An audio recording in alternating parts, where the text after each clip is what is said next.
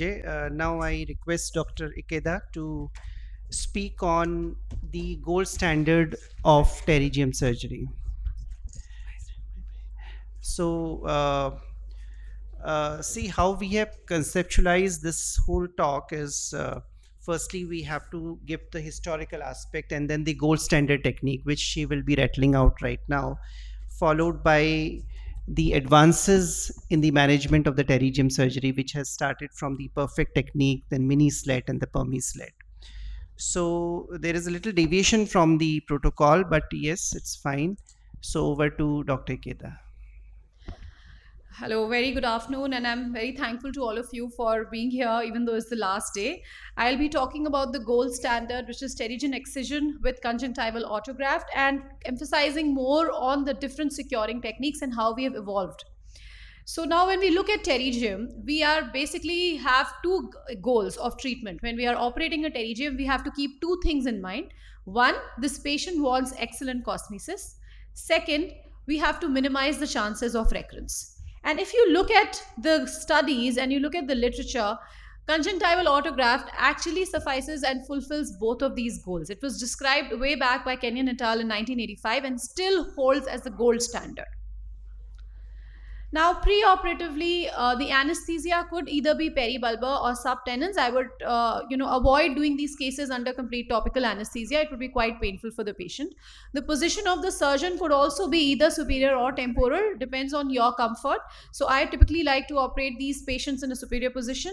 And instilling topical brimonidine a couple of minutes before the surgery as actually causes vasoconstriction and decreases the bleeding intraop. So, this is something we can use. Now, before we talk about the surgery, let's really look at a pterygium and understand the pathophysiology and the parts of a pterygium. We have the head of the pterygium. This is the part which ovalize the cornea. Then we have the body of the pterygium, which is the part which arises from the conjunctiva. The junction between these two is the neck of the pterygium. And this whitish tissue that we see here is actually the elastotic degeneration, and this degenerated tissue we need to excise. So coming to Sir's point, this is not a normal conjunctiva. That's the reason why this patient has pterygium in the first place. The normal conjunctiva is not going to cross the limbal barrier and overgrow. There is some amount of conjunctival and subconjunctival degeneration, and that's why ideally I don't think it is a great idea to use this degenerated tissue. Now we talk about whenever we want to perfect a surgery, it is always helpful to break it down into different steps and understand the nuances of each step and then understand the whole surgery per se. So I'm breaking it down to different steps. First step is excision of the head of the pterygium, then followed by dissection of the subconjunctival tissue, then harvesting the conjunctival autograft and securing in the graft in place. So I'll be concentrating more on securing the graft in place in the later time of my talk, because that's the evolution that we are going to discuss. So first, let's start with the basics of the surgery. That is, how do we get rid of the head of the pterygium, that is the part on the corneal surface. So here two videos here. In the first video, we have stripped off the head of the pterygium using a sharp forceps, and then we are excising the neck of the pterygium and subsequently using a number 15 blade to clear off the remnant tissue. In the second video here, we have first freed up the head by excising the neck of the pterygium, and now we can use two sharp forceps, one to provide counter traction, and then just strip it off from the corneal surface. Whatever works well in your hands is perfectly fine, but it is important that we do not leave any residual tissue on the cornea. And I feel the safest instrument for this, for most of our cases where the pterygium is not too large or adherent, is a number 15 blade. But sometimes we have cases like these, which are very large. There's adherent pterygia, significant amount of scarring, and just stripping the pterygium tissue from the corneal surface might not work. If you have a patient like this, the questions that we need to ask: has previously a pterygium surgery been done, because this could be a recurrent pterygium? Second, is there any history of any chemical injury or trauma? And underlying these causes must be ruled out before we take up these patients for surgery. So here a crescent knife is beautifully being used by Dr. Namrata Sharma to dissect this tissue from the corneal surface. The crescent is way sharper than a number 15 blade, so we have to be a little bit more careful not to go very deep and also to avoid a multiplanar dissection. Now, sorry, we come to the second, the other aspect, important aspect, and then I'll go over the whole surgery, is how to prepare the graft, right? So when we are preparing a conjunctival autograft, our aim here is to avoid getting any Tennant's capsule in the graft. We need to have a thin autograft that sits much better. We can even use a subconjunctival lignocaine or BSS to demarcate the subconjunctival plane here. And it is ideal if we size this graft 10 to 15% larger than the defect, we can always trim it down. Now, typically, like Dr. Praful rightly said, we do not need limbus in primary pterygium. It is a conjunctival degeneration. Yes, there is some amount of postulation of limbal stem cell deficiency that these cases have, but most of these patients do perfectly well just with the conjunctival autograft, and we do not need to take a limbal conjunctival autograft until and unless there is some associated large pterygium with conjunctival with limbal stem cell deficiency or maybe recurrent cases. Most of the cases do perfectly fine without any recurrence just with the conjunctival autograft. So we need to keep also the orientation in mind when we are harvesting the graft. Now let's look at this surgery here. We are anchoring the graft with sutures. So first technique that came in was to use the sutures. So we are dissecting the graft. I've used subconjunctival lignocaine here to demarcate the plane, and here we are using 8-0 vicryl interrupted sutures, taking the episcleral bites. Now taking the episcleral bites prevents the ballooning up of the graft and it sits in much better. And the advantage of using 8-0 vicryl is these are absorbable sutures and you can just leave them in place and you don't really need to remove them, especially if your patient is unable to come for follow-up. Sutures do cause a little bit more inflammation and therefore you might need to give topical steroids for a little longer. So now with this background, let's look at the entire surgery here, and this is what now we do for most of our cases is that we don't put any sutures and we typically use fibrin glue to anchor the graft in place. So this is the same step of removing the head of the pterygium from the corneal surface and clearing off any remnant tissue that we might have. Now, once we have done this, very extremely important step is to now dissect all of this subconjunctival degenerated tissue. We can use a combination of blunt dissection and sharp dissection techniques. We can go in with our scissors closed. That's what blunt dissection means. Go in with your scissors closed and open your scissors as you go in. This would avoid buttonholing of the overlying conjunctiva. And then you can free up all of this degenerated tissue from the underlying episclera. You can even mark it before you start dissecting so that you know how much you need to dissect, and then harvest your graft. So the same principles are of harvesting the graft here are used. Again, see, look at the scissors, how they are being used. We are going in with the blades closed and opening up the blades as we go in. Typically, we can harvest this graft from the superotemporal side. You can ask your assistant to rotate the eye down and take it from the superotemporal side, as most pterygiums are nasal.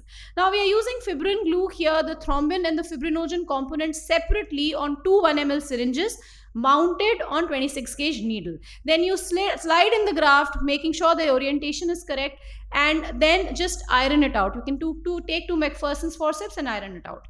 This is a very important, crucial step which I have now started doing in all my cases, is to excise any overhanging tissue on the limbus. What this does is that it greatly enhances the cosmetic outcome. If you have a part of the graft which is overlying the limbus, then again the patient is not going to look cosmetically as good. So what are the advantages now of using fibrin glue over sutures? The first is that it significantly decreases surgical time. This is a Cochrane review which looked at 14 RCTs which was published, and on an average it was found that there are 17 minutes less surgical time when we use glue as compared to suture, which is quite significant. Patient is much more comfortable. There are no suture related complications. There's very low level of evidence to suggest that there might even be lesser chances of recurrence with glue as compared to sutures. Now, surgical time especially becomes important when we are dealing with combined cases, that is pterygium plus cataract surgery, or we are looking at double-headed pterygia. So here fibrin glue comes in very handy. What are the disadvantages of using fibrin glue over sutures? The first and most important is that it is more expensive. That is the major disadvantage. Again, in this Cochrane review, they found out that there was higher incidence of graft dehiscence. There was low level of evidence to suggest that. But we need to understand that graft dehiscence depends on a lot of factors. It is how you do the surgery, how you prepare the graft, what is your surgical experience, and if post-operatively the patient is rubbing his eyes.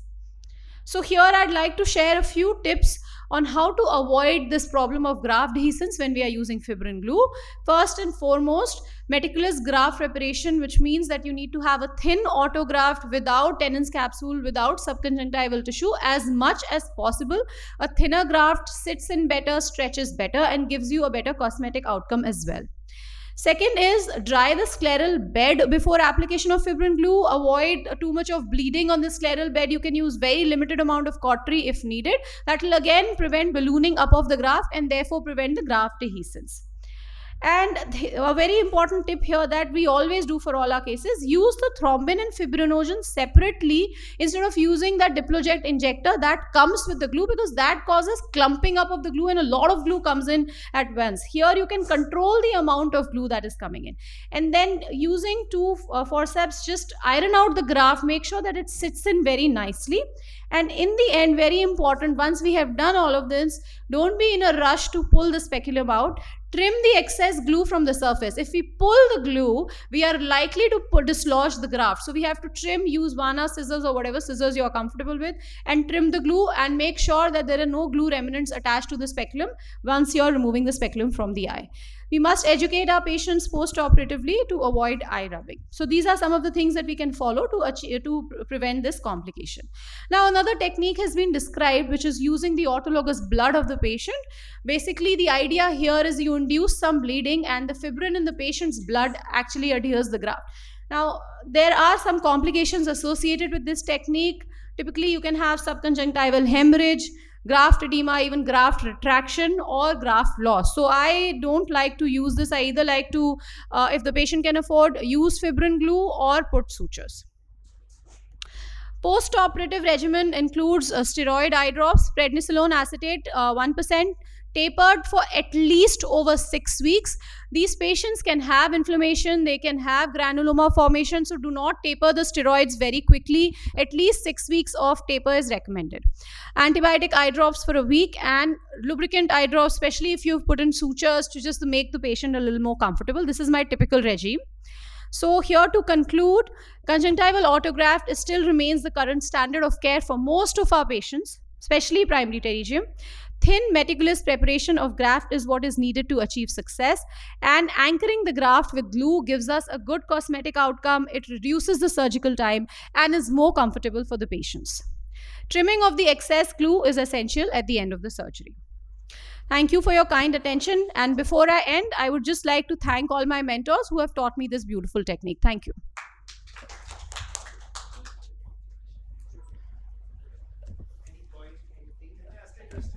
Yes. Because I had a ballooning of the graft, it was very big, and I was having the at the corneal side also. So what caused that? Now can I treat once it occurs? During the surgery or after? So, yeah. Yeah, so sometimes they have that granuloma formation. You kind of had a granuloma formation which caused a Dellen effect on the cornea. That's what we are talking about. Yeah, so either there could be a couple of reasons why that would happen. Either there was bleeding from the site under the graft and that could cause ballooning up of the graft, that is more likely, or it could be an inflammatory reaction. So these two possibilities, both of the possibilities we have to consider. Yeah, you can give steroids. You need to step up steroids. Even topical steroids should work. Like you rightly said, oral steroids also sometimes are required, and then in some cases it starts ballooning up and then there is a granuloma formation later on. Again, the treatment remains the same. You have to give steroids. It's probably an inflammatory response if it has occurred on 3rd, 4th day, unlikely to just rebleed on 3rd, 4th day. So you need to step up steroids and give steroids for a long period of time. Especially younger patients, they tend to have more of this inflammatory response.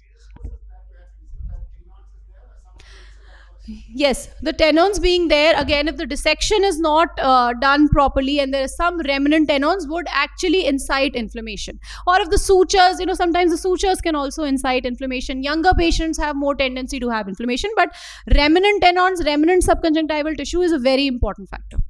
Yes.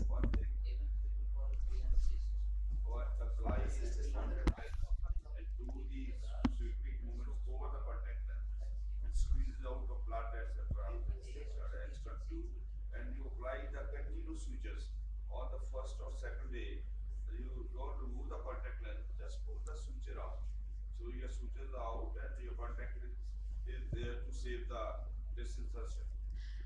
So you're talking about when we use the sutures or using the sutures to remove? Suture, Yes. keep them for 1 or 2 days, and then give sutures, a continuous suture without knots, without snot. Just pull it. There is no knot of the. Yeah, we can do that. We can modify the techniques and whatever works well in your hand, sir. Sure. And I apply contact lens in all the cases because it keeps the graft secure. Sure. So I like to apply bandage contact lens only for patients where there's a large pterygium. I've created a large corneal defect that would, make the patient more comfortable and help in healing of the epithelium. But sure, whatever works well in your hand, a bandage contact lens can be applied for sure.